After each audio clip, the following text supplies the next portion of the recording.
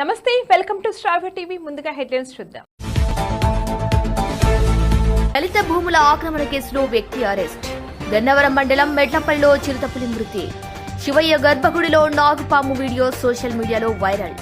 పెద్దాపూర్ గురుకుల పాఠశాలలో మరో విద్యార్థికి పాము కాటు. బలగం మూవీ ఫేమ్ జానపద కళాకారుడు మొగిలయ్య కన్నుమూత. ఎస్సీ వర్గీకరణలో రెల్లి కులస్తులకు 5% రిజర్వేషన్ పెంచాలని రెల్లి సంఘ నాయకులు డిమాండ్. వైసీపీ మాజీ మంత్రి అంబటి రాంబాబు షాక్. జానీ మాస్టర్ కు మరో సినిమా ఛాన్స్. జొమాటోలో ₹10 వాటర్ బాటిల్ ₹100.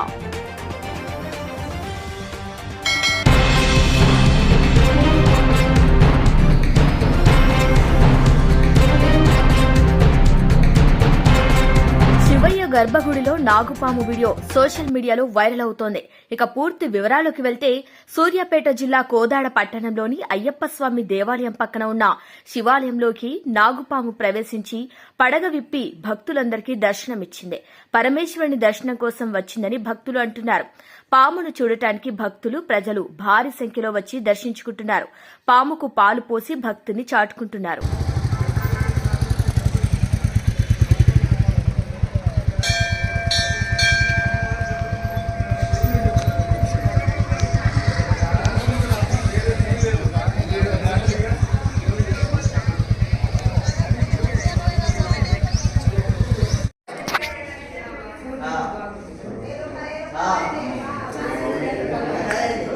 ఇప్పుడు చేయండి.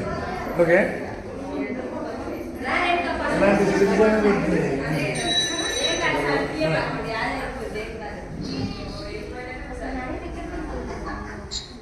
అన్ని రావాలండి, జనాలు బయటకు వచ్చేయాలి. చూసుకోండి పక్క పోయినా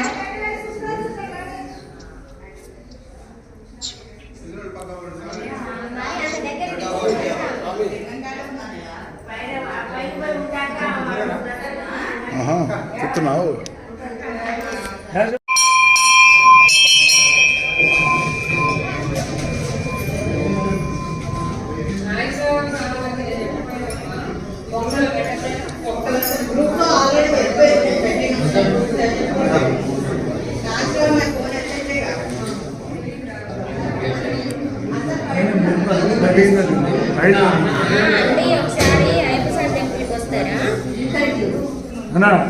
డిస్టర్బెన్స్ చేయబాగండి, అటు వస్తుంది. లేదండి, ఇక్కడ హలో, దర్శనం ఇస్తున్నా. వీడియో కాల్ చేయాలి ఒకసారి. అయ్యప్ప స్వామి వచ్చి నిలబడుతున్నారు.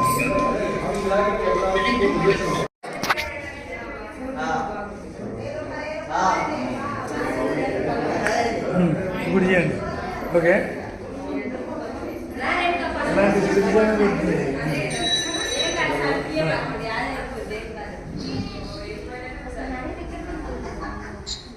అన్ని రావాలండి, జనాలు బయటకు వచ్చేయాలి. చూసుకోండి పక్క పోయినా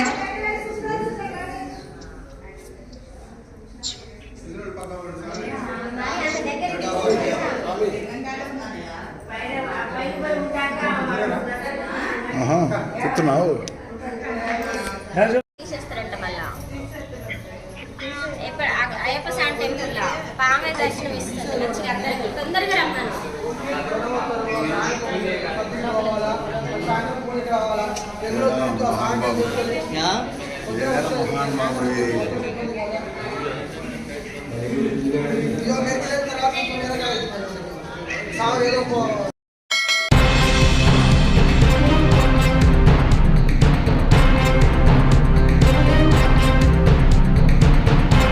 అంబటి రాంబాబు సహా పలువురు వైసీపీ నేతలపై గుంటూరులో కేసులు నమోదు చేశారు. పట్టాభిపురం పోలీస్ స్టేషన్ ఎదుట విధులకు ఆటంకం కల్పించారని అంబటిపై కేసు నమోదు చేశారు పోలీసులు.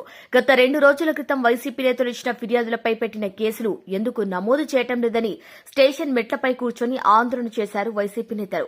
ఇక ప్లకార్డులు ప్రదర్శిస్తూ ఆందోళన చేస్తూ స్టేషన్ కి వచ్చే ఫిర్యాదుదారులకు పోలీసు విధులకు ఆటంకం కలిగించారని కేసులు నమోదు చేశారు పోలీసులు. ఇక మాజీ మంత్రి Ambati Rambabu, deputy mayor Diamond Babu, మిర్చి యాడ్ మాజీ చైర్మన్ నిమ్మకాయల రాజు, నారాయణ, గుంటూరు తూర్పు నియోజకవర్గ ఇన్ఛార్జ్ నూరి ఫాతిమా కేసు నమోదు చేశారు పోలీసులు.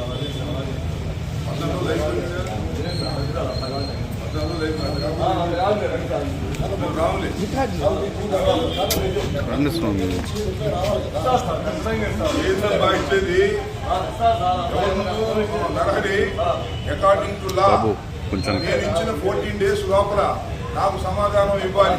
అది చట్టం చెప్తుంది. ఏ గారిని పిలువు లేకపోతే ఎస్పీ గారిని ఏంటది సమాధానం ఇచ్చిన పీ గారికి సమాధానం చెప్పుకోకుండా మీరేదో కాదండి.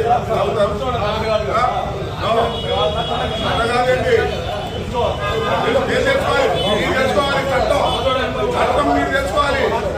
చట్టం మీరు తెలుసుకోవాలి. పోలీసు వారు చట్టం తెలుసుకోవాలి.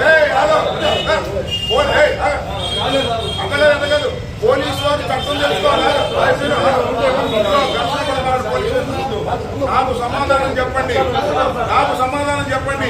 19వ తారీఖున నేను కంప్లైంట్ చేశా. ఆ కంప్లైంట్స్ మీరు ఏం చేశారో చెప్పండి. లీగల్ ఒపీనియన్ కాదు, ఏమి తీసుకున్నా మీరు 14 days లోపల అకార్డింగ్ టు చట్టం PNSS ప్రకారం 14 రోజుల లోపల మీరు అది విశ్లేషణ చేయాలి, లేక నాకు సమాధానం చెప్పాలి. లీగల్ ఒపీనియన్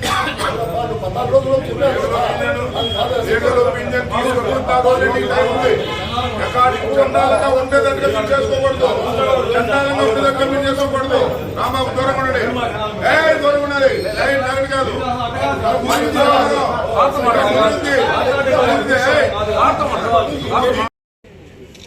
లేకపోతే పోలీసులే చేశారా? నిజంగా పోలీసులే చేస్తే ఏం చెప్పాలి, ఎవరు చెప్పాలి? పోలీసులు అయ్యి ఉంటే నాకు ఆ డౌట్ ఉంది, పోలీసులు అయ్యి ఉంటారు అని.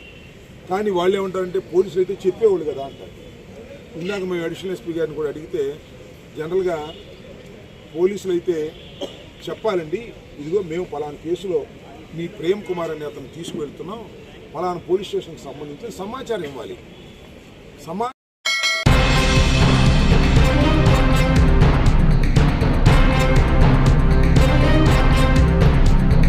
ఎస్సీ వర్గీకరణలో రెల్లి కులస్తులకు 5% రిజర్వేషన్ పెంచాలని రెల్లి సంఘ నాయకులు డిమాండ్ చేశారు. కాకినాడ కలెక్టర్ కార్యాలయంలో ఎస్సీ ఉపకులాల వర్గీకరణ ఏకసభ్య కమిషన్ చైర్మన్ రాజీవ్ రంజన్ మిశ్రా ఎస్సీలకు సంబంధించిన వినతులు స్వీకరిస్తున్న సందర్భంగా ఉద్రిక్త వాతావరణం నెలకొంది. గట్టి పోలీస్ బందోబస్తు ఏర్పాటు చేసి ఆందోళన జరగకుండా అధికారులు ఏర్పాటు చేశారు. కాకినాడ జిల్లాలోని వివిధ ప్రాంతాలకు చెందిన రెల్లి కులస్తులు పెద్ద ఎత్తున పాల్గొని ఆందోళన నిర్వహించారు.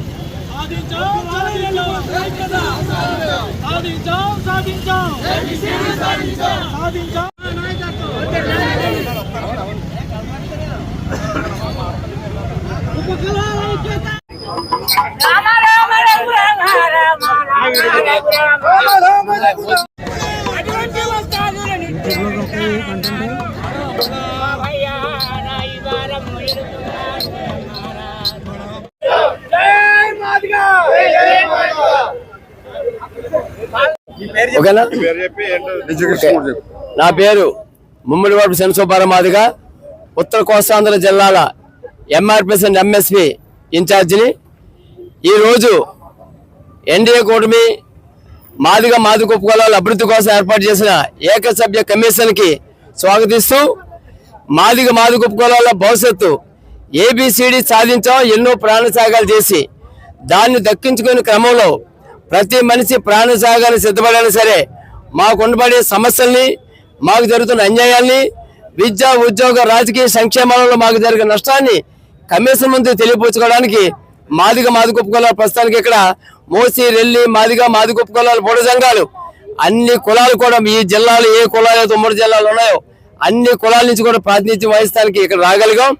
కానీ ప్రతి వ్యక్తి మాకు మీడియా ఎంతో సపోర్ట్ చేస్తూ 30 సంవత్సరాలు మమ్మల్ని ముందుకు నడిపించిన పత్రికా సంఘాలకి, మా జిల్లా నాయకులకి, అధ్యక్షులందరికీ కూడా మా ఉద్యమ తెలియజేస్తూ ఈరోజు కమిషన్ ముందు మాకు రాజకీయ కనీసం అవకాశాలు లేకుండా వార్డు మెంబర్ నుంచి జడ్పీటీసీ వరకు మాదిగ జనాభా సామర్థ్యం బట్టి కూడా ఒక రాజకీయ అవకాశం లేకపోవడం, 75 ఏళ్ల నుంచి ఒక ఎమ్మెల్యే సీటు కూడా ఈ ఉమ్మడి తూర్పుగోదావరి జిల్లాలో మాదిగలకు లేకపోవడం, మరియు ఎంపీటీసీ కానీ సర్పంచ్లు కానీ జడ్పీసీలు కానీ రాజకీయ పరంగా అనగదొక్కబడి చదువుకోవడానికి అవకాశం లేక విద్యోగ సంక్షేమాలను మా ఓటాలు దక్కించుకోవడానికే ఎన్నో ప్రాణత్యాగాలు చేసి 30 ఏళ్ల నుంచి మంద కృష్ణమాది గారు చేసిన పోరాటం ఈ దేశానికి ఒక దన్నుగా మిగతా రాష్ట్రాల్లో కూడా వర్గీకరణ కోరుకునే రాష్ట్రాలు, వెనకబడిన రాష్ట్రాలు కూడా ఈ సుప్రీంకోర్టు తీర్పుని ఇవాళ అన్ని రాష్ట్రాలు స్వాగతిస్తున్నాయి.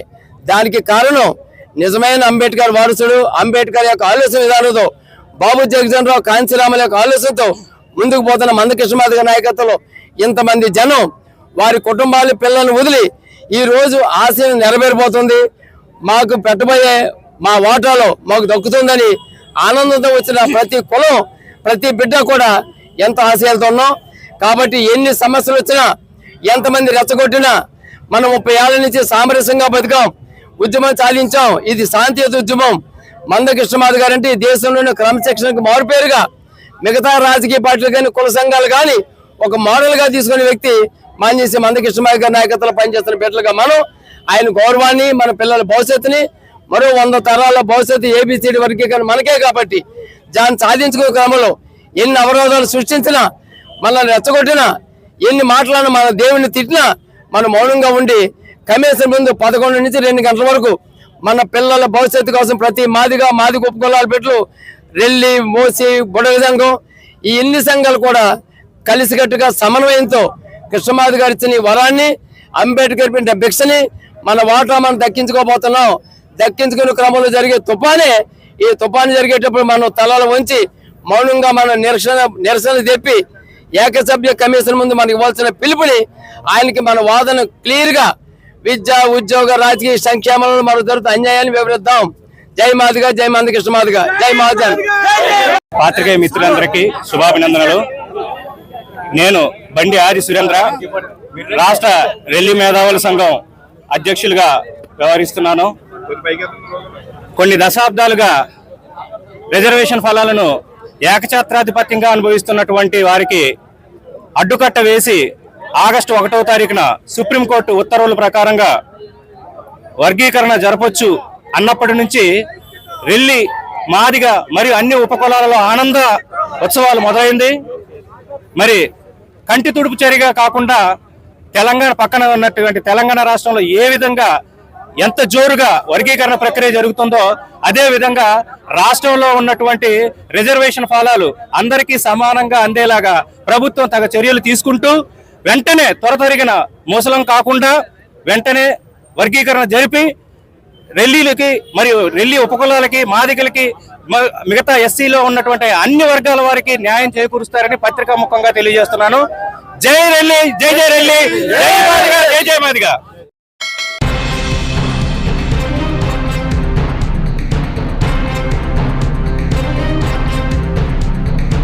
గన్నవరం మండలం మెట్టపల్లిలో చిరుతపులి మృతి. గ్రామానికి చెందిన రైతు తన పంట పొలం రక్షించేందుకు పందులకు ఉచ్చు పెట్టగా ఉచ్చులో చిక్కిన చిరుతపులి. ఇక రైతు ఉదయాన్నే పొలంకి వెళ్లి చూడగా ఉచ్చులో చిక్కి మృతి చెందింది చిరుతపులి.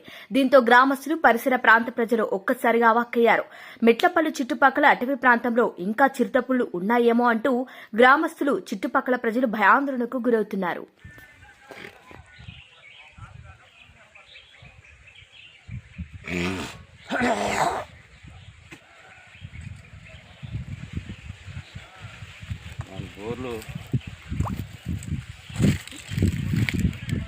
ఓవర్మంట లేకెళ్తాను ఇప్పుడు ఫుల్.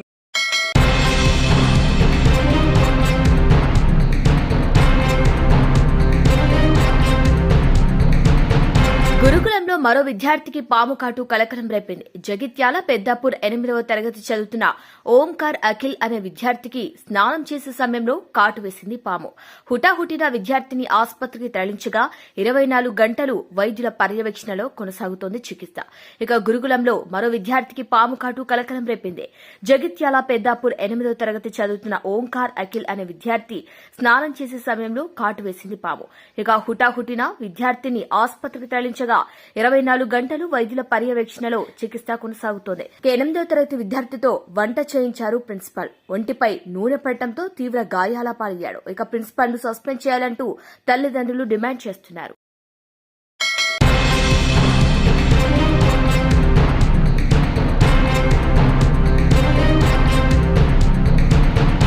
హైదరాబాద్ కు చెందిన పళ్లబ్దే ఐటీ ఉద్యోగి. ఇటీవలే అతను బ్రాన్ ఆడమ్స్ మ్యూజిక్ కన్సర్ట్ లో పాల్గొన్నాడు. ఈ ఈవెంట్ కు వెళ్లిన పల్లబ్ తన దాహం తీర్చుకునేందుకు 2 వాటర్ బాటిళ్లను కొనుగోలు చేశాడట. ఇందుకు గాను 20 ఇవ్వబోగా సదరు వాటర్ బాటిల్ అమ్మే వ్యక్తి నా నుంచి 200 వసూలు చేశాడట. దీంతో ఆశ్చర్యపోయిన పల్లబ్ ఈ విషయాన్ని వెంటనే ట్విట్టర్లో షేర్ చేసుకున్నాడు. తాను కొనుగోలు చేసిన 2 వాటర్ బాటిల్స్ అలాగే వీటికి సంబంధించిన డిజిటల్ ట్రాన్సాక్షన్ వివరాలను అందులో జత చేశాడు. నేను పాల్గొన్న ఈ ఈవెంట్ లో వాటర్ బాటిల్స్ బయట నుంచి తెచ్చుకోవడంపై నిషేధం ఉంది. ఈవెంట్ నిర్వహించే వాళ్లే వాటర్ బాటిళ్లను అమ్ముతున్నారు. దీంతో జొమాటో ద్వారా ఆ వాటర్ బాటిళ్లను విక్రయిస్తున్నారని తెలిసిందే. దాహం వేస్తుంది కదా అని 10 రూపాయల వాటర్ బాటిళ్లను 2 కొనుగోలు చేశాను. 20 ఇవ్వబోగా సదరు వాటర్ బాటిల్ అమ్మే వ్యక్తి నా నుంచి 200 వసూలు చేశాడు. ఎవరూ తమ సొంత వాటర్ బాటిళ్లను తీసుకురావడానికి అనుమతించారని, ఈ ఈవెంట్ లో 10 రూపాయల వాటర్ బాటిల్ 100 రూపాయలకి విక్రయించడానికి జొమాటోకు అనుమతి ఎలా వచ్చింది అని సోషల్ మీడియా వేదికగా ప్రశ్నించాడు పల్లబ్. దీంతో కొద్ది క్షణాల్లోనే ఈ పోస్ట్ సామాజిక మాధ్యమంలో వైరల్ గా మారింది. దీనిని చూసిన నెటిజన్లు జొమాటోపై ఫైర్ అవుతున్నారు. ఇలా చేయడం దారుణమంటూ సంస్థపై విమర్శలు గుప్పిస్తున్నారు.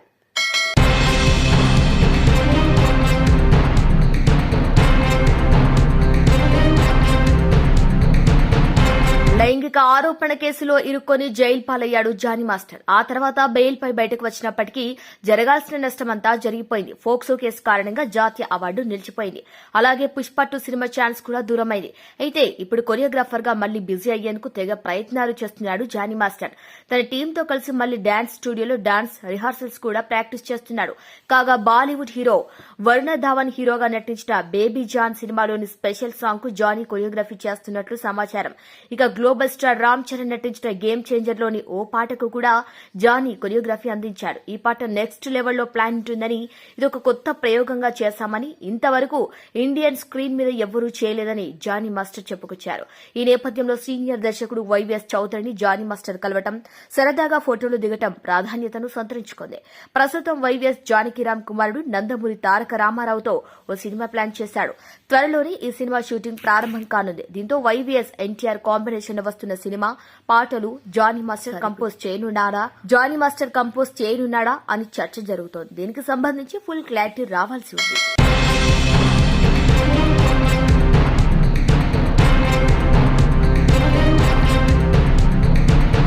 బలగం సినిమా ద్వారా పాపులర్ అయిన జానపద కళాకారుడు మొగిలయ్య కన్నుమూశారు. కొన్ని రోజులుగా కిడ్నీలు ఫెయిల్ అయి తీవ్ర అనారోగ్య సమస్యలతో బాధపడుతున్న ఆయన వరంగల్లోని ఓ ప్రైవేట్ ఆసుపత్రిలో చికిత్స తీసుకుంటున్నారు.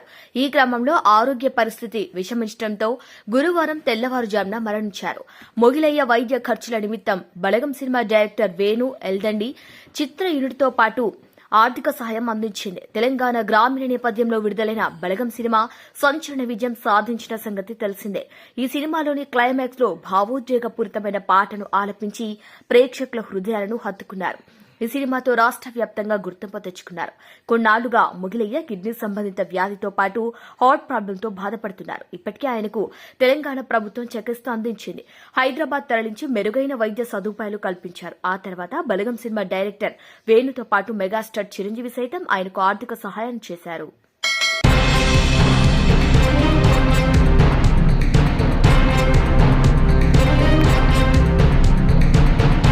బద్వేల్లో దళిత భూముల ఆక్రమణకు సంబంధించి నమోదైన ఎస్సీ/ఎస్టీ కేసులో బద్వేల్ మున్సిపల్ వైస్ చైర్మన్ గోపాలస్వామిని అరెస్టు చేసినట్లు మైదుకూరు డీఎస్పీ రాజేంద్ర ప్రసాద్ వెల్లడించారు.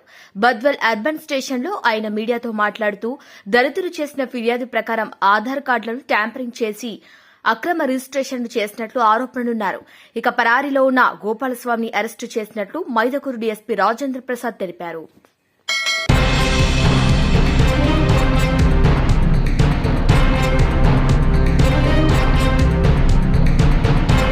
వాళ్ళ బులెటిన్ అప్డేట్స్ కీప్ వాచింగ్ స్ట్రావే టీవీ.